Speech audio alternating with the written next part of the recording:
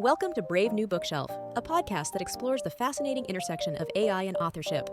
Join hosts Steph Pajonas and Danica Favorite as they dive into thought-provoking discussions, debunk myths, and highlight the transformative role of AI in the publishing industry. Hello, everyone, and welcome back to an episode of the Brave New Bookshelf. I'm one of your co-hosts, Steph Pajonas, CTO of Future Fiction Academy and Future Fiction Press, where we're teaching authors how to use AI in any part of their process, and we're publishing AI-forward books. And that is going really well. I'm very happy with the books that we've put out there. We've already started getting some drive-by 1 stars. This is AI, blah, blah, blah reviews, which just shows us that the word is getting out there, that the books are out. And you know what? I don't mind. Here's the thing. I want people to read the books and make a determination of whether or not they think that they're good or they're junk on the merits of the books, instead of just saying this is an AI book. It's like, no, no, sir, you didn't see that in the Amazon listing. It says right there that these are books that are used with AI and authors at the same time, basically. It's not like we're hiding it.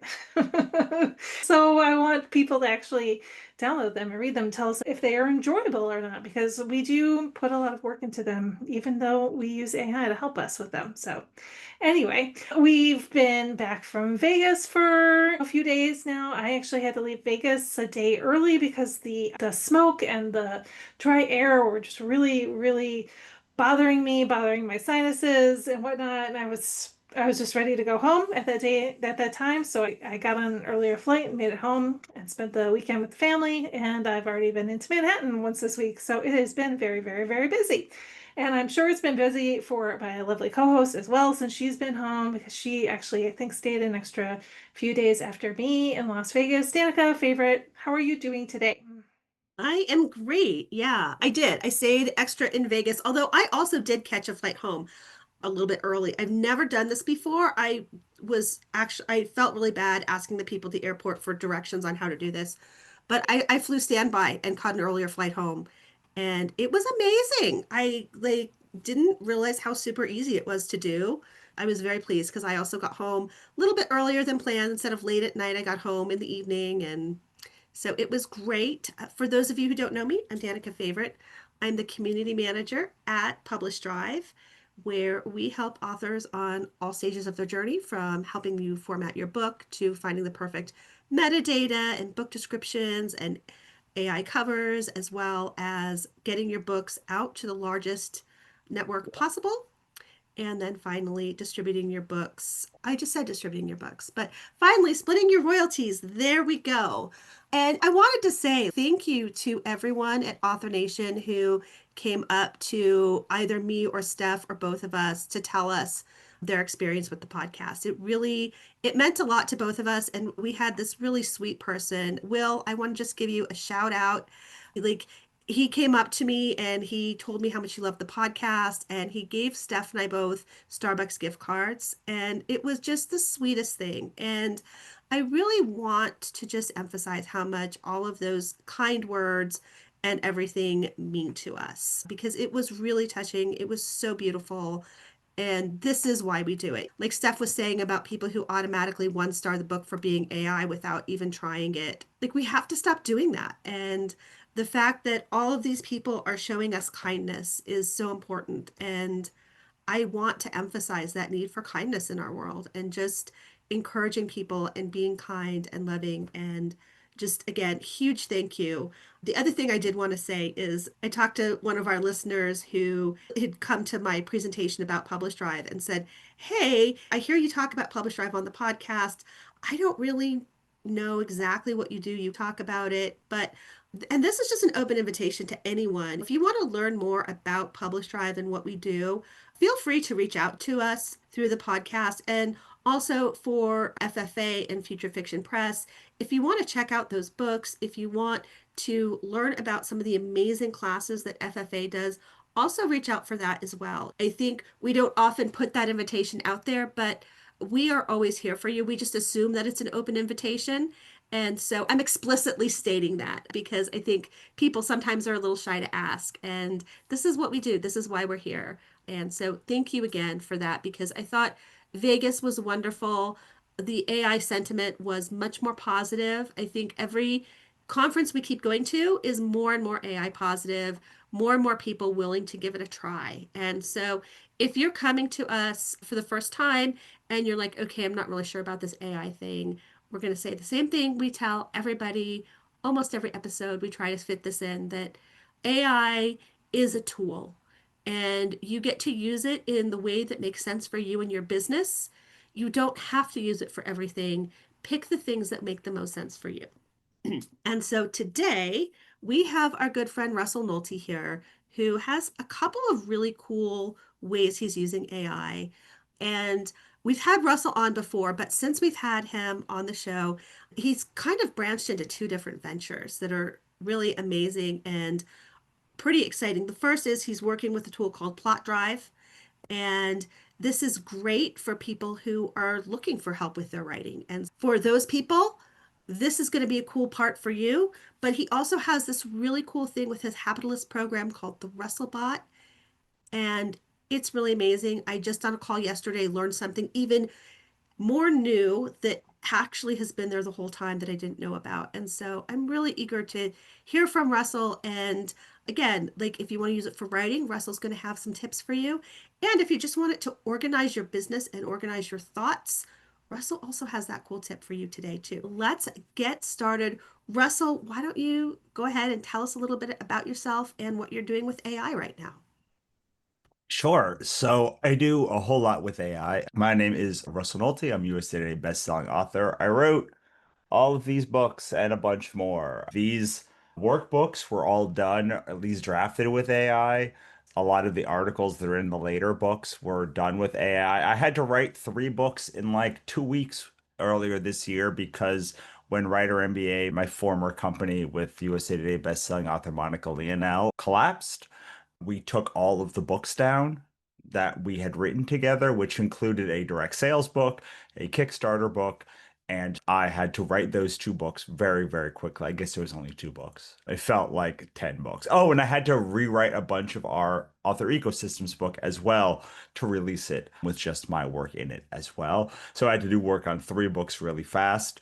I've had many podcasts previously, and I've used AI to help draft books based on the work that we did in the podcast to bring it into other formats. I run a company called The Author Stack, which is a subsidiary of my press, Wannabe Press, where we've put out, I think it's like 60 books in the past 10 years, which I realize makes me almost qualifying for a full line small press publisher because I think the number is 8.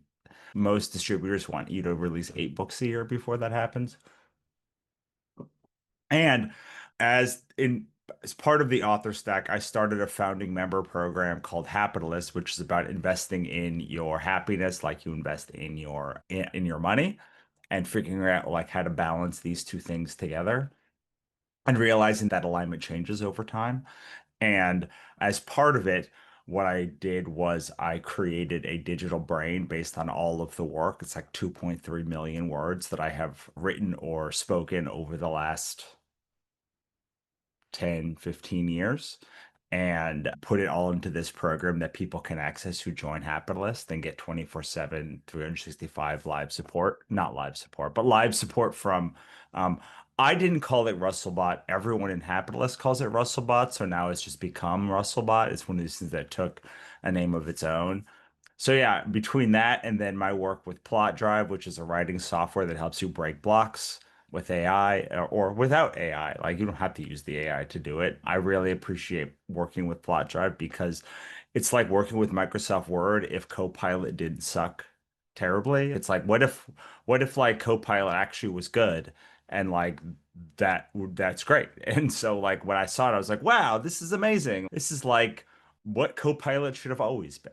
But yeah, I do a lot of stuff with AI. I want to throw something back to you because I think the problem is actually now with companies that use AI. focusing specifically on how you can replace your tasks with AI instead of how you can be empowered with AI. I actually think we've moved into, and we moved a lot of the messaging with Plotchev when I started working them, but I feel like we new challenge is companies need to realize that no one actually cares about AI. What they want is like to get their problem solved.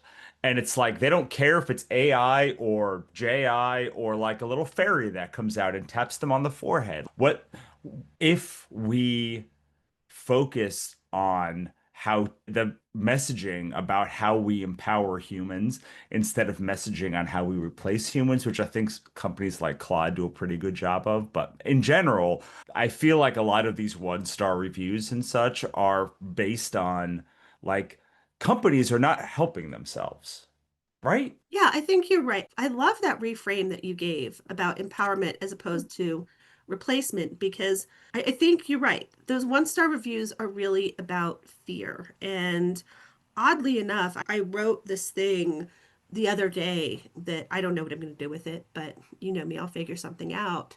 It is that empowerment piece of understanding that people are so afraid of AI because I think they do use that word replace so much. And thinking about, okay, what tasks can we replace? I think that's a really threatening term. But if we reframe it to how are we being empowered, I think that's a really cool way to look at it because that was the piece that I was writing is that AI is never going to replace us because they're just pieces of our humanness that we need and that the AI needs in order to be effective. And that's something that I know Steph and the FFA talk about a lot. I just read the Seasons of AI Writing that the Future Fiction Press put out that Stacey Anderson, one of their founders, wrote and that Steph and Elizabeth contributed to. And it really is about figuring out these places where we can be more empowered and the fact that it is our human brains and our humanness that makes anything that comes out of AI good. Yeah, I agree with that. I've always told people that AI doesn't replace your creativity, it enhances it, it levels it up, right? It's going to give you that next extra boost. I also find that what I like it for is basically getting rid of repetition that I don't necessarily need in my life, right? There's a lot of repetitive tasks that we do every single day that can be handled by AI, but they're still like your tasks and you need those things done. It's just that you don't necessarily have to be there doing like copy paste, copy paste, copy paste, right? Let's get some automation in there to do those things and make your life a little bit easier. So while I understand why some of the companies use the word replace because it is taking the burden off of humans about certain repetitive things or certain tasks that we just feel like this is a low level task. We can get somebody else to do it or we can get an AI to do it. I can see why in this regard, like replace is not really, it's not really the right word to be using for the kinds of stuff that we do. We're doing lots of creative tasks and we want to level up those tasks and make those tasks easier and more fun and have better output. We don't necessarily want to replace us or replace other people in those processes. Yeah, so one of my least favorite questions that people ask me, but the reasons that I did this digital brain was people ask me like, how did you break in or how do I break in? And I was like, I don't know. Like I wrote a book called How to Build Your Creative Career that I wrote at that time because it remembers for me. I don't have to do the thing, but it's not enough to read the book. And if you talk to me, I'm literally not going to remember. I don't know how I broke in. I remember there's 5 pieces of it and like strategies that I use. Like I don't have to know that anymore. I never had to know it really because like it's in the book. And now it's like in the bot and if you talk to me, we can talk about like the things that I care about now and things that I don't care about now. Just because I don't care about it anymore does not mean you don't care about it. And not does not mean it's not important. Just like my life is much more about like how to balance like happiness and success over time. And that's what I want to talk about. And so, and also because I know Steph, we both have pretty severe brain fog things going on. I can't tell you the steps. I can't tell you the framework that I did. If you talk to me, what I can say is there's a great strategy. This is what you should do. And then when someone says, how do I do this strategy? I'm like, great news. You have 10 options. You can take the course, you can talk to the bot, you can read the book. You can go and look at any of the YouTube videos that I had. But like all of those things seem like a kiss off. They've always something like people are like, "Ugh, why won't you just tell me?" And I'm like, I don't know. But if you want me to tell you, the best I can do is a Russell bot that will tell you. You can talk to it, you can call it, you can message it, and like it will tell you all of the steps and it will pitch a perfect game at scale. Yeah, I love that. And I really appreciate the Russell bot and that difference between the Russell bot and the thing, because I also do have brain fog stuff going on, lovely perimenopause stuff happening here, as Steph and I talk about a lot. And like some of the steps parts is where I get confused. And so people will ask me a question. I'm like, I don't know. I know, but I like the effort that it takes to look it up. And it's been really interesting because there are things I have looked up with the Russell bot, but like there was one day where I was just having a rough day. And I reached out to Russell, I messaged him. I'm like, Russell, I'm having a meltdown here. And he was like, cool, when are you free to talk? Let's talk. And the conversation we had was not a Russellbot conversation. That was a conversation between two friends and a mentor and all of this stuff that it didn't, having the Russellbot didn't take that away, but Russell and I got to connect on the important issue as opposed to Russell telling me, here's the steps from my workbook, go do it. He was like, okay, so let's talk about this. And he did refer me to a couple of workbooks and said, hey, have you tried this workbook? But ultimately, not having to go through all of that stuff of here are the steps, here are the things. He had a place that he could send me, and then we could talk on that heart to heart friend level. And ultimately, that's what we both needed, and that's what we both thrive on. And like thinking about that, and again, to me, it was just an enhancement because it was a great conversation. And also, there was a direction where I could go for resources that one of the things I'm working with my coach on is this idea of how often are you in your zone of genius? Because we all should be working in our zones of genius. And what this bot taught me and this conversation with Russell has taught me is that the interpersonal conversations Russell has now can be more in his zone of genius. And the places that aren't his zone of genius, he can say, here's the Russell bot, talk to the Russell bot. And as we were in one of his Hapitalist meetings yesterday, someone mentioned, I've talked to Russell bot about these things, and I'm also having a conversation with Russell. So it isn't hi, we've just replaced Russell. We've given that idea of Russell, the human, gets to be in his zone of genius. And for the pieces that aren't Russell's zone of genius, there is the Russell bot. Again, it's an enhancement, right? It's leveling up the human by using the AI as part of it. And I love that. Russell, I need to know about the Russell bot and where it is and how people use it generally. Oh yeah, it's hosted on its own site, but you get to it through my Hapitalist membership. My Hapitalist membership is at theauthorstack.com/Hapitalist, or you can just go to theauthorstack.com and it's like capitalist, but with an H. And it revolves around this philosophy of be happy, which is BEHAPI. And the idea is B is belief, which is mindset. E is embodiment, which is body work. There's a bunch of different names for it. I call it body work, but there's a whole bunch of different components in there. H is heart for the projects that we work on. A is audience for the audience that we build. P is prioritization, doing the right things at the right time. And then I is income. And that forms the happy compass. And there are like three pillars of Hapitalist. The first are the breakthrough sessions. The breakthrough sessions are bi-monthly, which is twice a month, not every other month. Bi-monthly sessions where you sit in small groups online and you talk through your biggest problems in small groups. We do 2 of them. each session. So you do one, then you come back and you get broken up into another area. And we are very bad at knowing our alignment issue, like where we're out of alignment.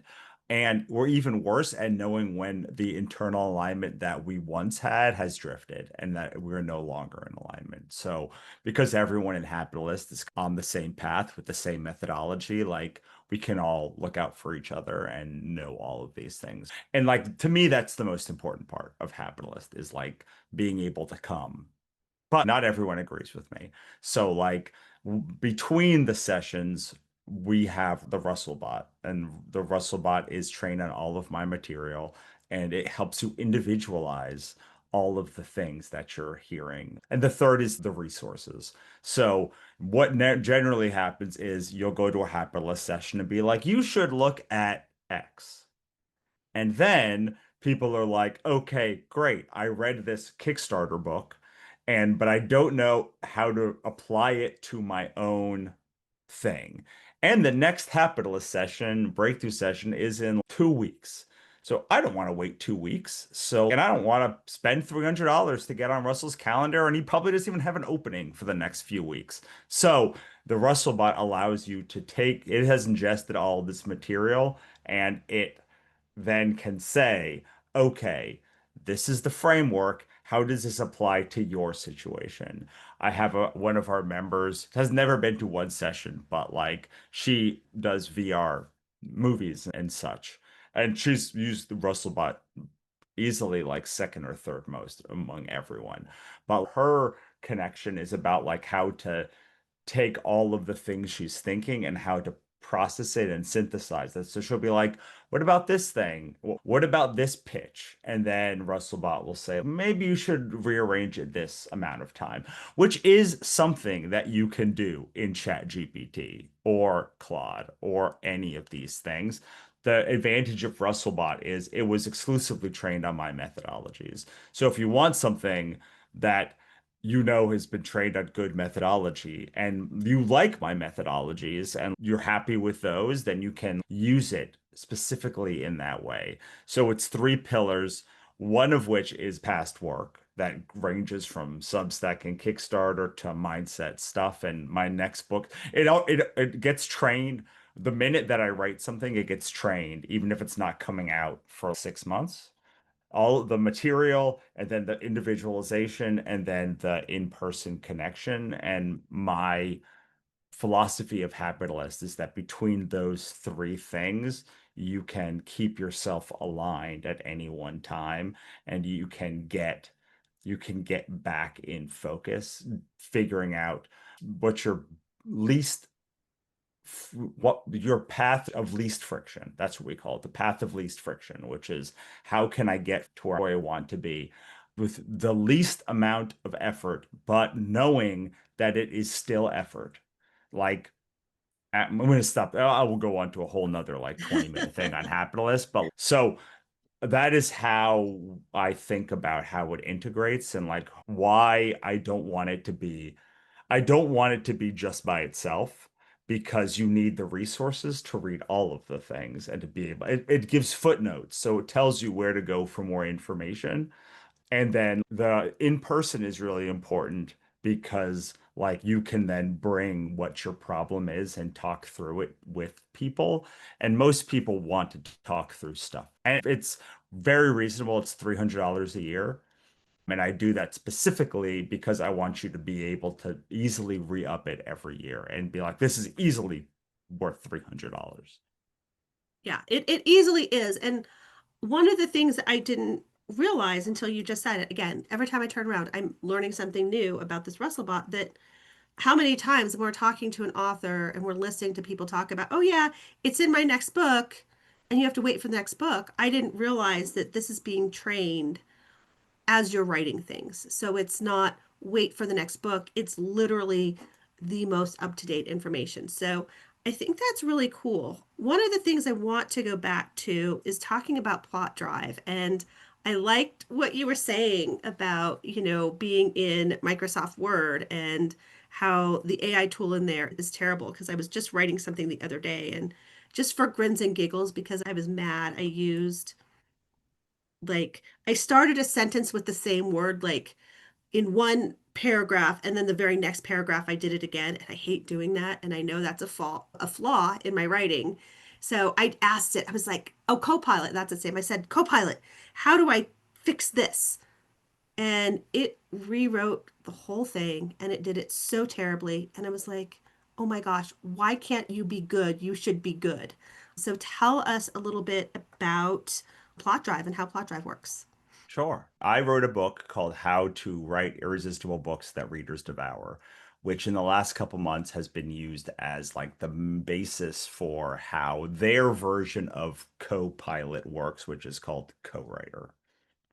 So, if you can imagine a Microsoft Word dashboard, there are like three elements to it. There's on the left side, there's the document, and the middle, there's the writing, and then the right is like the co-pilot or co-writer is what we call it. So each one of those works differently, and there's a fourth thing that they do. So I'll go to the fourth thing first. They have this thing called buttons. Oh, actually, sorry. Now it's called tools. It's called tools now. And what the buttons do is allow you to either take one of the pre-programmed buttons that are based on my methodologies or make your own button to do anything with literally pushing a button and then it does that thing. A lot of people did not like this aspect of Plot Drive because it seemed to take all of the joy out of writing away. And the thing that we want to do is help you break blocks and get back to writing, get in flow faster and stay in flow longer. But there are some things that you just want to push a button and fix. So for instance, one of them is I hate taking my 200 word thing, like idea, and then building it into an article. But people want to read articles when they go to the author stack. They don't want to read just like my 200 word tweet. So I made one called Turn into Article.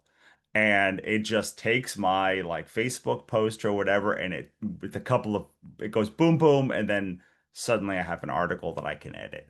And that's vastly better because the thing that I hate about turning that into an article is like pulling out an example and like expanding on this point and doing all of these things that are exhausting and would have to be done to every article to add the same context stuff. So I don't want to add the context to stuff. I just want to have the idea. I'm a visionary type human. I'm not a detail type person. So buttons, boop, boop, boop, boop. You can do it. You can boop yourself. That's been around for a while. People thought that like that wasn't good enough. And we agree. The main thing that has changed in the past couple months even is that you have a co-writer that works alongside of you. And you can ask them questions. You can ask them to do actions. You could just brainstorm. One of the things that Jay, one of the co-founders, did when we were at Author Nation was he said, I want to write a new romantasy book. I don't know much about romantasy. So co-writer, go and like search for the significant deals in romantasy and tell me the tropes. Now, anyone who uses AI will be like, duh, you can do that in any model. Yes, you can do that in any model, but it makes what I realized recently was I then have to leave the dashboard to go do the thing. And so it's bringing all of these things together in one, like under one roof. So you don't have to do that context switching. You also don't have to go back in the infinite scroll. And the thing I like about the button specifically is I realized how much time I spent arguing with one of the models to give me what I wanted. And I don't have to do that anymore. I just have to train it once and then it boops. And like I was spending sometimes hours trying to get it to do the thing on longer pieces. You have a co-writer, you have tools, and then you have a very clean interface. You can take all of that stuff away to just write, to do distraction-free writing. So that's where the middle part is.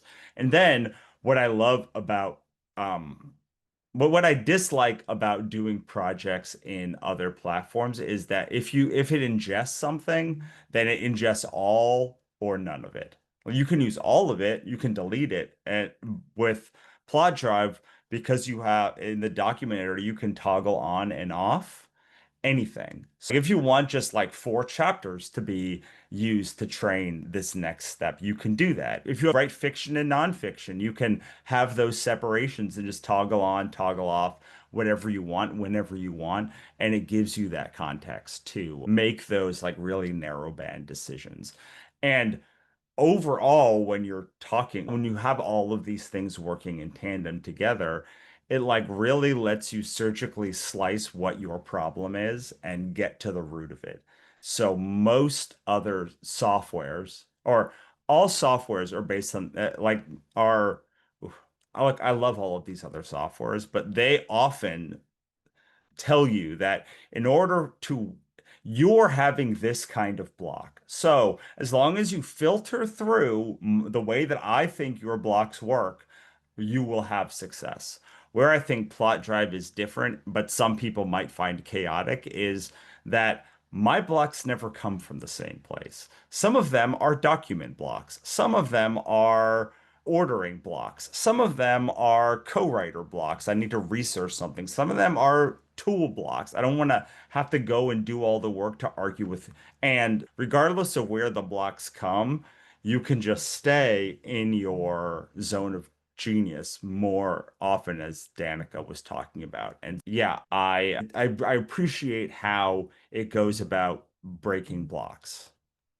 You are all about breaking the blocks. So I think it's interesting that even in this other thing, you're figuring out, okay, where are people blocked and how do we break those blocks? Usually we say, what does your workflow with AI look like? But I feel like we've covered a lot of really interesting workflows. Are there some workflows or things that you would suggest people try?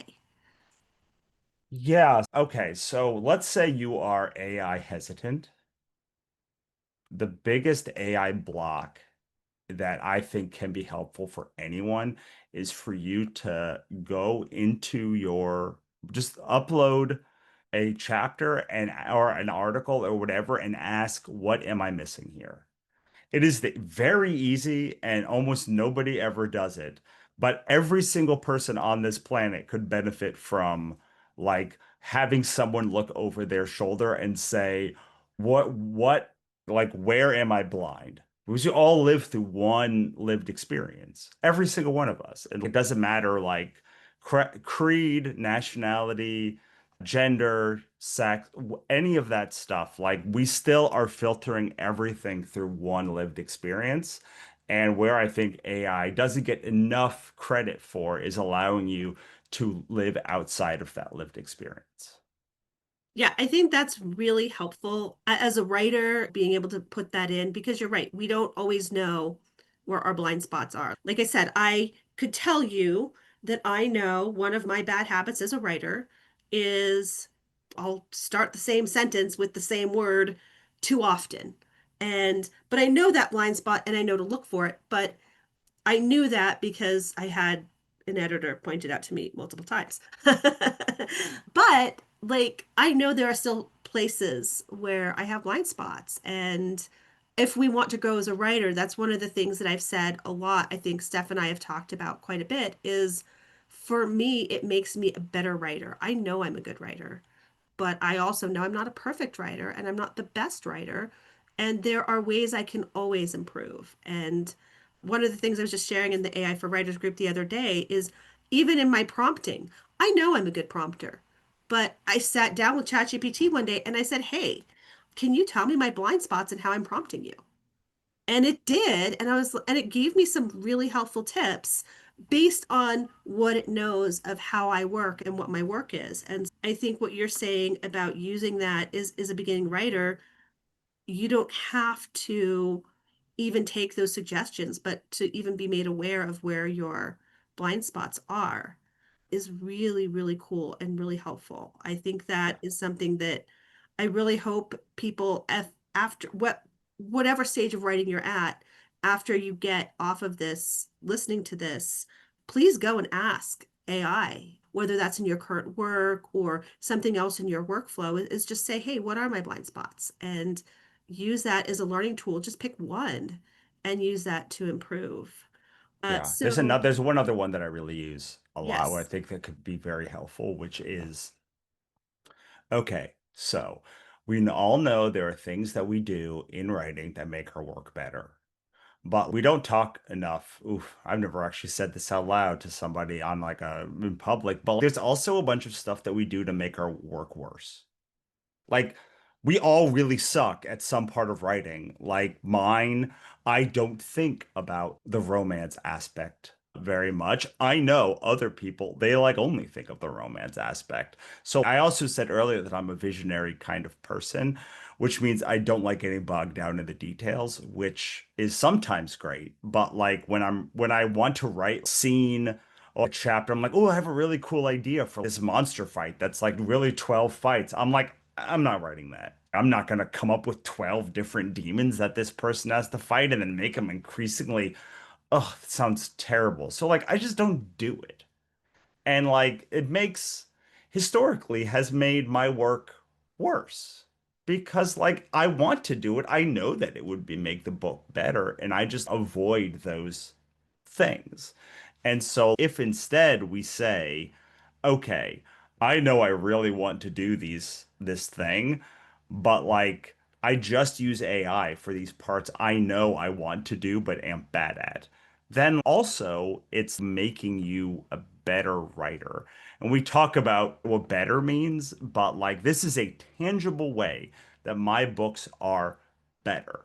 In my books, in my new series that I wrote with AI this year, I do what's called the snapback, which means the minute that like you actually meet the big bad guy, you then pretty much are snapped back to like how all of the elements that make it, and some of these chapters are like 10,000 words long. I wanted these things in books, but because it's like 13 frigging mini scenes, it's again torturous for me to write these things. Like I want to write anything else but those, but they make the book better. And so, if all you do is go into your whatever program you're using and say, what am I missing here? And like, how can I make this better? And then you use your gut to say, this really needs like something, but I'm not good at doing that. And only use AI for those two purposes, like that your work will be tangibly improved. I really love that. And I think that is something that I have seen an improvement in my writing with as well. So back when I wrote historicals, yes, all those brown spines there, those are historicals. And I do not care what people are wearing. I literally don't care. I struggle before every conference with what to wear because I want to look nice, but seriously, you guys can't see what I'm wearing. I'm wearing like a sweater and sweatpants. And that's my daily uniform. And having to wear something else or think about something else, it's annoying. And so when I write characters where I know in some books, particularly historicals, it matters what they're wearing. And if you're writing a character about a socialite, it matters what she's wearing. Like, I guess, is Prada clothes or is that just a handbag? I don't know. But I think it's both. Go it's ahead. both. Yes, Okay. both. Why not both? Why not both? But here's the thing, I don't know and I don't care. But I know my readers care and I know it's important to the characterization. So I can ask AI, great, what would this character be wearing? And Right, when I wrote historicals, and this was pre AI, I would spend hours researching this for a couple of details to sprinkle in my book that I don't care about. But I know as soon as I get those edits back, my editor is going to say, okay, but what are they wearing? right, And and again, like my answer is, I don't care. Put them in whatever you want them to wear. And then my editors, no, you're the author. You have to pick. And so AI can right, pick for me. So I think that's a really great tip to say, okay, what is the part of writing your book you don't care about or you don't like writing, but you know your readers care about? right, I had the same problem with my books in the very beginning. Struggled with descriptions. I love dialogue. I love like building up my characters and whatever their internal thinking is. But like when it comes to descriptions of the restaurant that they're in, the park that they go to, the walk that they're always doing every single day, all that stuff, I'm just like, gloss over it with a few words and that's it. And the AI has been really great at helping me flesh out those things. I still keep them rather minimal because the AI wants to talk about everything, like everything in that restaurant, from like the noises to the scents to the patterns on the plates. I'm like, we don't need all of that. We just need something in order to Sure. make it a little bit realer in the head of the reader. So I still will get a description and pare it back and do that kind of thing, but it has made my writing exceptionally better over the years. So I'm a big fan of this as well. I know my writing could absolutely be worse. Just me alone. It's like, oh, you're going to be missing some stuff. But you add on the AI and it's just give it a little bit of a little oomph. I like the little Yeah. oomph. Yeah. But also, it might prevent you from entering a genre at all, too, because let's take cozy mystery for an example. Look, if you're writing cozy mystery, you need to talk about food a lot. Like you talk about tea, coffee, and baked goods. Like those Or things. knitting or Right. hobby, right? Yeah, totally. Well, I think that even if you love knitting, you still have to talk about food. It's just like it's like a very food heavy genre. And if you were like, I love knitting, I got a great idea for a cozy mystery series, but I hate the baking or cooking or whatever, all of the things. Well, you could just be like, create a recipe for me and then write a scene where they're cooking this recipe, like once every 10,000 words or something like that. Because it is excessive. I love it, but like the cozy books have a lot of like food, specifically baking, coffee, and tea. And I love reading them. I hate writing those things. So again, it's like you might say, I don't want to do those things, but I know I have to. So either you're gonna not do them, you're gonna do them poorly, or you can use AI to like, or you can suffer through them, but it's not gonna be the joy. It's not gonna be like joyous for you to write those things because you don't like to write those things, especially if you're a visionary kind of human. Just like the details of the thing, it's like, who cares? Just imagine the thing, but like 25% of people have no imagination, so they literally can't imagine stuff. So like you need to do all of these things and balance them all at one time in one book and like in one career. And yeah, all of this stuff is makes you a better writer and makes people resonate with your work more. And if our goal is to like empower writers to get into flow faster and stay in flow longer then and like do the things that are joyous. Guess what? In general, being on a group call with a bunch of writers and talking about the things that are blocking you is a joyous event. Even if nothing gets done, just to have two of them a month is worth the $30. But like most people don't love combing through information and pulling out this and then having to individualize it. So the ability to be like, okay, let's go back and forth here and see where you're wrong, where you like messed up. Again, that is keeps them in their joy longer. There are some people that do really like reading those books. My wife is one of them. So it's not everyone, but most people, what they want is the framework and then the individualization of that framework. And so if you can keep people in the joy longer, if that is just your only goal, then there are parts of AI that definitionally have to work for you because like they will take you out of the things that you don't want to do. And nobody likes 100% of their job. Nobody. Yeah, I really like where you're talking about being in your joy and being in the flow state because that really is you in your zone of genius. And that continually goes back to how do we stay in that place the longest? And I wanted to go back what Steph was saying about it will write these descriptions for me and it will, and even you, Russell, like, oh, it's doing the pieces of the writing that I don't like to do. Here's the thing. You are still the author, and as an author, it's your genius and your skill as an author that's going to say, yes, this piece of the description that AI gave me is good and I'm going to use it. This piece is not in alignment with what I'm writing in the scene. And so I'm going to not use that. And those are still the choices we make. And even in these conversations we're having with a group of authors as part of the discussion about where our blocks are, we still have that ability to say, this is what resonates with me. This is what I'm going to throw out. And to me, this is really important that we continually emphasize our autonomy as humans and our skill as humans. And like, if you're getting an answer from the AI that you don't like, you just say, yeah, I don't like that. I'm not going to do it.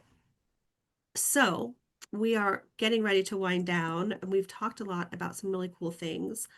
Do you have a favorite AI tool, or can you give us a couple of your favorites? Well, I can say that Plot Drive is where I do most of my writing now. So I would give you that one. If you go to russellnohelty.com/AI, you should be able to have a conversation with Russellbot.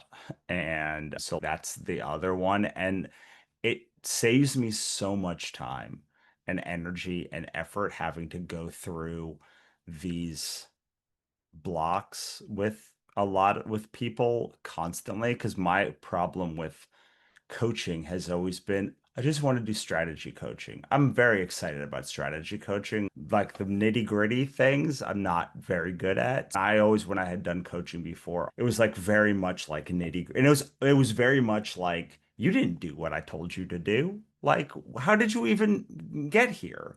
And now to be able to look back at people's conversations and give them these like more hand-holding things without me having to hold their hands. Danica can confirm or deny since she's in Hapitalist. Like people seem to be very committed to the thing and the journey of Hapitalist, at least, and Russellbot, because I am also present in that community. They are my resources. It is my, like, they are my breakthrough sessions that I am facilitating, but it allows me to teach way less, which people don't like as much, though they will listen to me talk for hours, and allow me to say, okay, if you want to learn more about this, go talk to Russellbot. Here's this resource. Here's his workbook. I hate making workbooks, but I love having them. So much better. And so having this ability to like, and then I guess the other one is I make the workbooks using the GPT-5 training models. So there you go. Go to russellnohelty.com/AI, or get Plot Drive, or if you want to make, you need the thinking model, otherwise it won't do very good. But like the thinking model has given me basically all of the workbooks that I have, and there's 13 of them or something like that. Excellent. You've given us a lot of things for the readers the listeners to go find out about Russell. I always do the same thing that Danica does, where I'm just like, I keep thinking that there's readers on the other side of this podcast, which there are, but they're mostly listeners. Anyway, I'm going to be putting all of those URLs into our notes so that people can go and check out the Russellbot and Plot Drive and your workbooks and everything that you've got on there. Are there any other URLs you want to send people to before I forget? Just theauthorstack.com. Theauthorstack.com. Excellent. Excellent. I'll put that in there too, because I'm a subscriber. And so I know that URL very well as well. Okay. Excellent. I want to make sure that people do come by and check out all of the notes from today's podcast so that they can go and find everything that's going on. I want to thank you for showing up, because I love talking to you and love hearing what you are up to, what you're doing, all the cool stuff. I mean, I just saw you just like last week, but it's nice to see you again and repeatedly, which is nice. Everybody who's listening, please come by thebravenewbookshelf.com. That's bravenewbookshelf.com, and check out the show notes from today. Sign up for our mailing list, because we will send you the notes in a newsletter the very next day after a podcast goes live. So, if you don't have time to always drop by the website, you can come and sign up for the newsletter and just get it straight into your inbox, right? And then we definitely want you to drop by on YouTube and subscribe and listen to us there. Leave some notes, leave some comments. We'd love to talk to you. Danica, what else do we have to tell everybody about? Yeah, so YouTube, absolutely. We also have Facebook, so make sure you're liking us on Facebook. Any way we can get the word out is fantastic. And remember to like and subscribe to both Future Fiction Academy, Future Fiction Press, and Publish Drive on all of your favorite social media channels as well. All the things, all the things. All Okay. the things. All right, again, thank you, Russell, for showing up. We loved talking to you, didn't we? We did. It's We always a did. pleasure. It's always a pleasure. Okay, so for everybody out there, we will see you guys in the next episode. Okay, all right, bye. Bye. Thanks for joining us on the Brave New Bookshelf. Be sure to like and subscribe to us on YouTube and your favorite podcast app. You can also visit us at bravenewbookshelf.com, sign up for our newsletter, and get all the show notes.